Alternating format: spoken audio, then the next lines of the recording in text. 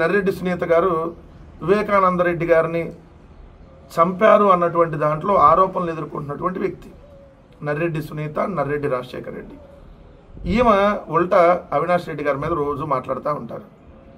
ఇక్కడ చూస్తే వాళ్ళ వార్త చూస్తే కలిసి తిరిగిన వాడే చంపించాడంటే నమ్మలేకపోయా, కలిసి తిరిగిన వాడే చంపించాడంటే నమ్మలేకపోయా.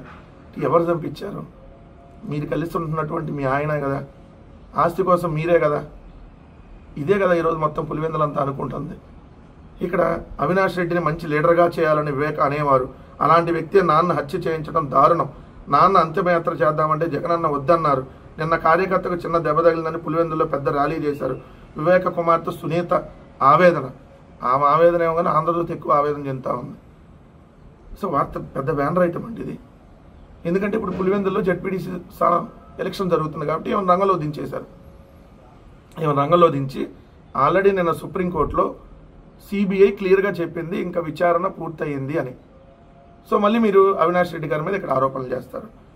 ఇక్కడ చూస్తే టీడీపీకి తొత్తులుగా మారారని, పోలీసులు టీడీపీకి తొత్తులుగా మారారని నిన్న అవినాష్ రెడ్డి, సతీష్ రెడ్డి డీఎస్పీతో వాదనకు దిగారు. మరి నాన్న హత్య జరిగినప్పుడు సంఘటనా స్థలంలో సమయంలో పోలీసుల సమక్షంలో రక్త పరకలు చెరిపేసి మీరు శుభ్రం చేయలేదా? అప్పుడు మీకు పోలీసులు తొత్తులా? బీటెక్ రవి, సతీష్ రెడ్డి, ఆదినారాయణ రెడ్డి హత్య చేసినట్టుగా పోలీసులు ఫిర్యాదు చేసే విషయం అవినాష్ రెడ్డి కాగితం మీద రాసుకొచ్చారు. దానిపై సంతకం చేయాలని కోరారు. అయితే నేను ఒప్పుకోలేదు. నాన్న హత్య జరిగి 6 ఏళ్ళు అయింది, నేటికి న్యాయం జరగలేదు. హైకోర్టులో 6 కేసులు, సుప్రీంకోర్టులో 6 కేసులు నడుస్తున్నాయి, న్యాయం జరుగుతుందని నమ్ముతున్నా అని భావిస్తారు. ఇప్పుడు క్లియర్గా చూడండి, పులివెందుల జెడ్పీటీసీకి ఈమెకి ఏం సంబంధం? ఇప్పుడు వచ్చేసి జెడ్పీటీసీ దగ్గర ఇక్కడ వచ్చి రాజకీయ స్టేట్మెంట్లు, తెలుగుదేశం వాళ్ళు ఏం చెప్తే అది.